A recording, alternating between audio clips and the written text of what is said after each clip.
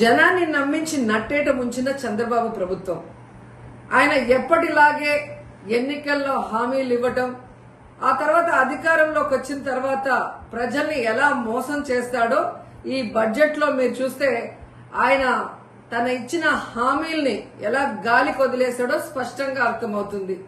ముఖ్యంగా మహిళలకి ఇంట్లో ఎంతమంది ఉంటే అంతమందికి 1500 ఇస్తాం, నీకు 1500 నీకు 1500 అని గొప్పగా ప్రచారం చేసుకున్నారు.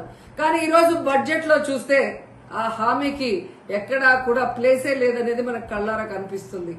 అంతేకాకుండా ముఖ్యంగా నిరుద్యోగులకి ఉద్యోగ అవకాశం ఇస్తాము లేదా నిరుద్యోగ భృతి ఇస్తామని ఈ రోజు నిరుద్యోగుల్ని ఏ విధంగా పంగనామాలు పెట్టారో మనం కళ్ళారా చూస్తున్నాం. అండ్ ఈ రోజు మీరు చూస్తే ఉచిత బస్సు ప్రయాణాన్ని అందరికీ కూడా మహిళలకు ఇస్తామని చెప్పి ఆ ఊసే బడ్జెట్ లో లేకపోవడం అనేది దురదృష్టకరం. ఇక ముఖ్యంగా చదువుకున్న పిల్లలు వాళ్ళకి ఇచ్చే తల్లికి వందనం సో ప్రతి సంవత్సరం 12,400 కోట్లకు పైగా అవుతుంది.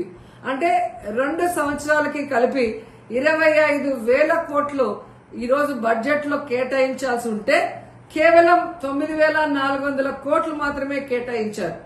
ఎందుకు ఇది చెప్తున్నానంటే లాస్ట్ ఇయర్ కూడా ఇలాగే కేటాయించి ఏ విధంగా తల్లికి వందనం ఇవ్వకుండా మోసం చేశారో మళ్ళీ ఇప్పుడు అదే కేటాయించిందే కొంచెమైనా అది మళ్ళీ ఇవ్వకుండా మోసం చేయడానికి వీళ్ళు అంకెల గారడి ఎలా చేస్తున్నారో తల్లులు తెలుసుకోవాలని కూడా ఈ సందర్భంగా తెలియజేసుకుంటున్నాను. ఇక ముఖ్యంగా అన్నదాత సుఖీభవ, అన్నం పెట్టే అన్నదాతని ఎలా ఈ ప్రభుత్వం మోసం చేస్తుందో మనం వాళ్ళ అధికారంలోకి వచ్చిన రోజు నుంచి కళ్ళారా చూస్తున్నాం. 2 సంవత్సరాలకి కలిపి 21,000 కోట్లు ఇవ్వాలి అన్నదాతలకి, కానీ ఇప్పటి వరకు ఒక పైసా కూడా ఇవ్వకుండా వారి నడ్డి ఎలా విరిచారో మనం కళ్ళారా చూస్తున్నాం. ఇక మీరు చూస్తే డ్వాక్రా మహిళలకి ఈ బడ్జెట్ ఎలా టోక్రా ఇచ్చిందో అందరూ కూడా చూసి ఏడుస్తున్నారు. ఎందుకంటే హామీలు ఇచ్చినప్పుడు 10 లక్షల వరకు సున్నా వడ్డీ రుణాలు ఇస్తామని చెప్పిన ఈ కూటమి ప్రభుత్వం ఈ రోజు ఆ హామీని బడ్జెట్ లో పెట్టకపోవడం చూస్తే ఇక మనకి ఇచ్చినట్టే అని డ్వాక్రా మహిళలు ఏడుస్తున్నారు. ఎందుకంటే ప్రతి కుటుంబంలో ఒక మహిళ డ్వాక్రా గ్రూప్ లో ఉంటుంది. తాను పొదుపు చేసుకున్న డబ్బుతో ఈ రోజు తన కుటుంబ అవసరాలను తీర్చుకునే వాళ్ళని ఎలా ఈ చంద్రబాబు నాయుడు మోసం చేశాడో ప్రతి ఒక్కరు కూడా గమనిస్తూ వచ్చారు. అండ్ ముఖ్యంగా ఈరోజు మీరు చూస్తే పయ్యావుల కేశవ్ గారు మన ఆర్థిక మంత్రి, ఒక రాష్ట్ర బడ్జెట్ అంటే రాష్ట్ర ప్రగతికి మూలం. అలాంటి బడ్జెట్ ని ఏ విధంగా పాజిటివ్ నోట్ తో ఇంట్రడ్యూస్ చేయాల్సింది పోయి ఒక నెగటివ్ నోట్ తో ఆయన ఇంట్రడ్యూస్ చేయడం చూస్తుంటే ఈ రాష్ట్ర ప్రభుత్వం కూటమి ప్రభుత్వం ఏ విధంగా ప్రతికూల ధోరణితో ముందుకు వెళ్తుందో మనం అర్థం చేసుకోవాలి. ఎందుకంటే ఈ రోజు పయ్యావుల కేశవ్ గారు చంద్రబాబు నాయుడు గారిని ఇంప్రెస్ చేయడానికి భజన చేయడానికే సమయం అంతా కూడా వెచ్చిస్తున్నారు తప్ప తను పెట్టే బడ్జెట్ ఈ రాష్ట్రానికి రాష్ట్ర ప్రజలకి ఉపయోగపడే విధంగా పెట్టాలి అన్న దాని మీద ఆయనకి కాన్సన్ట్రేషన్ లేదు అనేది మనం ఆ బడ్జెట్ ప్రసంగం చూస్తేనే అర్థమవుతుంది. వాళ్ళ అధికారంలోకి వచ్చి 9 సంవత్సరాలు అవుతున్నా ఇంకా జగన్మోహన్ రెడ్డి గారి మీద దుమ్మెత్తి పోయటం, అబద్దాలు చెప్పడం తప్ప మేము అధికారంలోకి వచ్చాక ఏం చెప్పాం, ఏం చేస్తున్నాం, దానికి ఎంత బడ్జెట్ కేటాయించాము అని చెప్పకపోవడం సిగ్గు చేయడానికి కూడా ఈ సందర్భంగా తెలియజేసుకుంటున్నారు.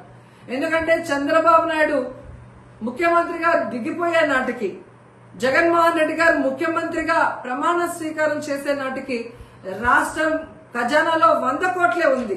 కానీ ఏ రోజు జగనన్న నెగటివ్ గా మాట్లాడలేదు. మేము చేయలేము, రాష్ట్రం అప్పుల్లో ఉందని చేతులెత్తేయలేదు. చక్కగా రాష్ట్రాన్ని పరిపాలించాడు, సంపదని సృష్టించాడు. తనిచ్చిన ప్రతి వాగ్దానాన్ని 99% ని ఏ విధంగా అమలు చేశారో ఈ రాష్ట్ర ప్రజలందరూ కూడా గమనించారు. కానీ మీరు నేను కేంద్రంలో చక్రం తిప్పాను, నాకు ఇన్ని సంవత్సరాల అనుభవం ఉంది, విజన్ ఉంది, విస్తరాకుల కట్టుంది అని చెప్పిన మీరు రాష్ట్రంలో ఎన్ని అప్పులు ఉన్నాయి, రేపు అధికారంలోకి వస్తే ఏం చేయగలము, ఎంత చేయగలము అని తెలీదా? తెలియకుండానే మీరు హామీలు ఇచ్చారా? అంటే ప్రజల్ని మోసం చేయడానికి ఎంత దూరమైనా వెళ్తారా? ఈ రాష్ట్రంలో జగన్మోహన్ రెడ్డి చేసిన అప్పులు చాలా తక్కువ. చేసిన ప్రతి దానికి కూడా ఈరోజు వైట్ పేపర్ లో క్లియర్ గా రాసి చూపిస్తున్నాం. అన్ని కూడా మీకు కళ్ళ ముందే కనిపిస్తుంది. కానీ మీరు చేసిన అప్పులకి లెక్క లేదు, పక్కా లేదు. ఇచ్చిన హామీల్ని గాలికి వదిలేస్తారు. అండ్ సిగ్గు లేకుండా ఈరోజు జగన్మోహన్ రెడ్డి గారు తెచ్చిన వాటిని మేం తెచ్చామని గొప్పగా చెప్పుకుంటున్నారు. ఇదే ఆర్థిక మంత్రి పయ్యావుల కేశవ్ గారిని అడుగుతున్నాను. మీరు అపోజిషన్ ఎమ్మెల్యేగా ఉన్నప్పుడు, జగనన్న ముఖ్యమంత్రిగా ఉన్నప్పుడు కేంద్ర ప్రభుత్వాన్ని ఒప్పించి ఈ నిధుల్ని జగనన్న కాదా తీసుకొచ్చింది? 2023-24 బడ్జెట్ సంవత్సరంలోనే అధికారిక ఆమోదం పొందింది. అప్పుడు అసెంబ్లీలో అపోజిషన్ ఎమ్మెల్యేగా ఉన్న మీకు తెలీదా? ఎలా సిగ్గు లేకుండా అది మేం తెచ్చుకున్నాము అని మీ క్రెడిట్ గా చెప్పుకుంటున్నారో నాకైతే అర్థం కావట్లేదు.